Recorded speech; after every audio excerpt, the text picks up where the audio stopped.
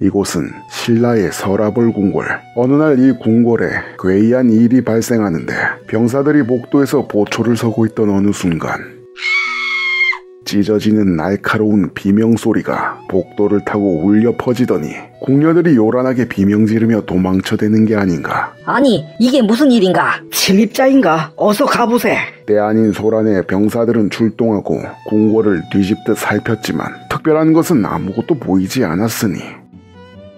뭐야? 아무것도 없는데? 응? 그럼 비명은 왜 지른 거야? 그런데 곧 사태가 진정되고 나서야 뭐가 변했는지 알게 되었으니 궁녀 하나가 감쪽같이 사라진 게 아닌가. 어찌된 일인지 궁녀들에게 물어보았는데 하나같이 입을 모아 자기가 본 것을 이야기하였다. 그런데 그 이야기가 하나같이 믿기 힘든 소리였다. 궁녀들은 처소에서 각자 자기 일들을 보고 있었는데 정체불명의 괴이한 자들이 처소 구석 이곳저곳에서 고개를 내밀더라는 것이다. 그런데 나타난 이 자들의 모습이 소름 끼치기 그지없는 형상이었다는 게 아닌가. 키가 크고 시꺼먼 사람, 얼굴이 새빨간 사람, 눈이 시퍼런 사람, 혀가 검은 사람, 하나같이 보통 사람이라고는 결코 볼 수 없는 섬뜩하고도 기괴한 모습들이란 게 아닌가.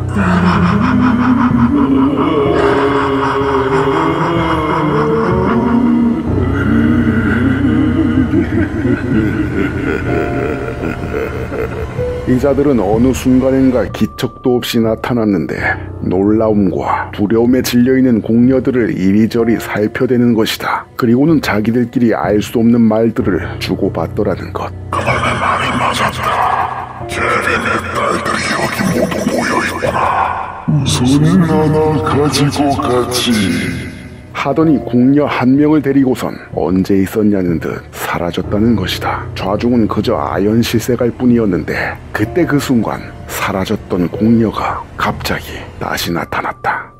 모두가 달려들어 어찌 되었는지, 어디로 사라졌다 나타난 건지, 괜찮은 건지 이것저것 물어보지만 돌아온 궁녀는 충격이 큰 듯 아무 말도 하지 못하였으니 참으로 괴이한 일이었다. 그런데 이 일이 끝이 아니었으니 다음번에 놈들이 나타난 건 궁궐 정원에서였다. 어디서 나타난 건지 알 수도 없이 자연스레 허공에서 순식간에 모습을 나타내더니 이번엔 이걸 가지고 가자.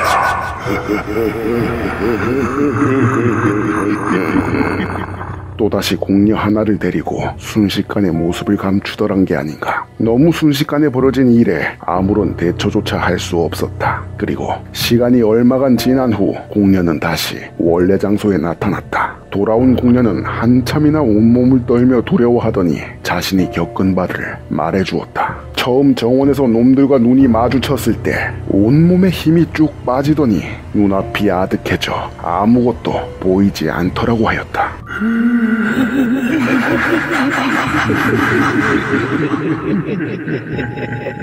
귓가엔 소름 끼치는 웃음소리만 가득하였는데 어찌된 일인지 몸이 바람을 가르며 하늘을 나는 기분이라고 하였다. 그렇게 정신없이 날아서 어딘가에 도착했는데 도착한 그곳은 깊은 산속에 어느 거대한 바위 골짜기 한가운데였다는 게 아닌가. 그리고 그곳에서 놈들의 거친 손 아래에서 놀이개처럼 희롱당하며 죽고만 싶을 만큼 모진 고통을 받았다는 것이다. 한참을 인간을 노리게 삼던 놈들은 실증이 나자 이번에 데려온 건 이제 슬슬 질린다. 다시 고르러 가자.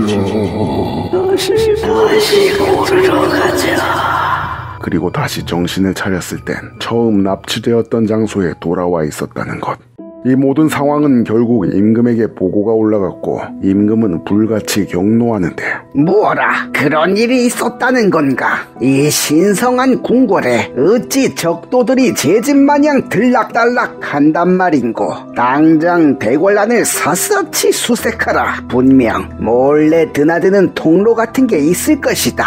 임금이 뭔가 살짝 착각을 하는 모양이었다. 그놈들은 실체가 있는 듯 없는 듯 바람처럼 나타났다 사라지는 자들인데 수색을 한다고 하여 그 흔적을 찾아낼 수가 있을까? 많은 인력을 동원하여 궁궐을 뒤졌지만 당연히 그런 통로 같은 것은 찾아볼 수가 없었으니 그 와중에도 그들은 마음대로 궁녀들을 한 명씩 잡아갔다가 풀어놓고를 반복하였다. 그제서야 왕도 사태의 심각성을 파악하였고, 그렇군. 사람이 아니라 귀신이나 요괴 같은 존재라. 그래서 통로나 흔적 같은 것이 없었던 모양이로구나.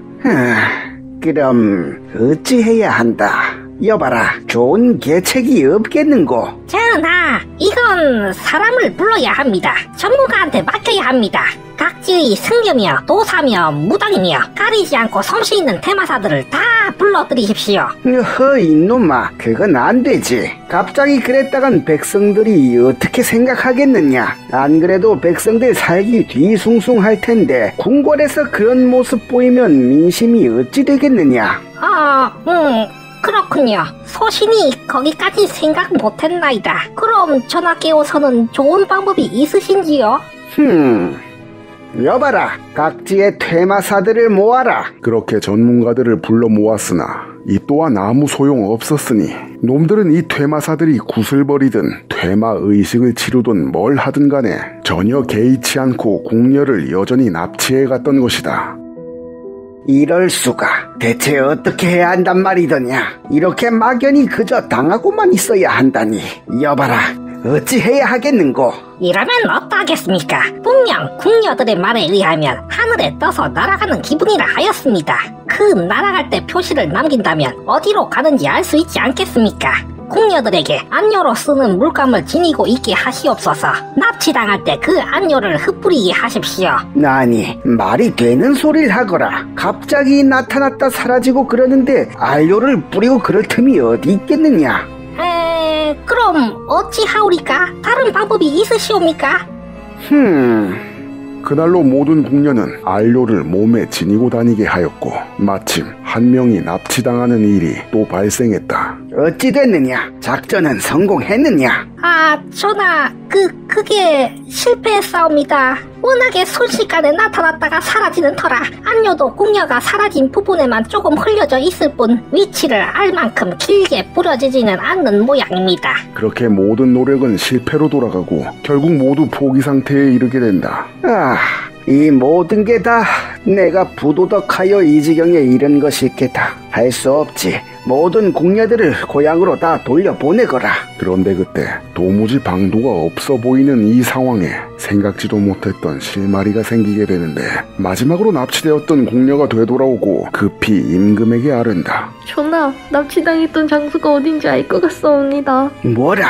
정말인가? 좌중은 모두 놀라서 궁녀의 말을 들어보는데 납치되었던 장소가 궁녀가 잘 알고 있는 장소라는 게 아닌가. 붙잡혀 있던 와중에 간신히 주위를 살펴봤었는데 분명 그곳은 경주 근방 하지산의 바위 골짜기 쪽이었습니다. 그 골짜기 안쪽으로 주암이라는 동굴이 있었는데 바로 그곳임이 틀림없습니다. 정말이냐? 아니, 그걸 네가 어떻게 아는 것이냐? 소녀가 궁궐에 들어오기 전 자랐던 고향이 산이기 때문입니다. 어린 시절 자주 산에 올라가 놀았던 터라 분명히 기억하고 있어옵니다. 들었느냐? 당장 군사를 모아라. 내 친히 군사를 이끌겠다. 이 간악한 악귀들을 내 손으로 처단하리라. 임금은 그날 곧바로 군사를 이끌어 하지산으로 간다.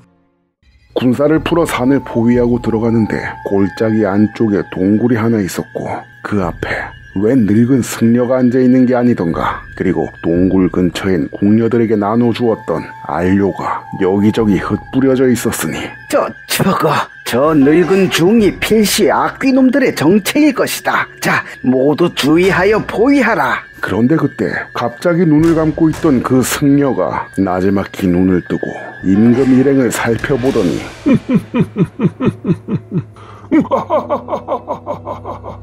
차가운 웃음을 흘리며 동굴 안으로 뛰어들어가는 게 아닌가. 쫓아가라. 놈을 잡아라. 임금은 군사를 휘몰아 동굴 속으로 돌격해 들어가려 하는데, 그런데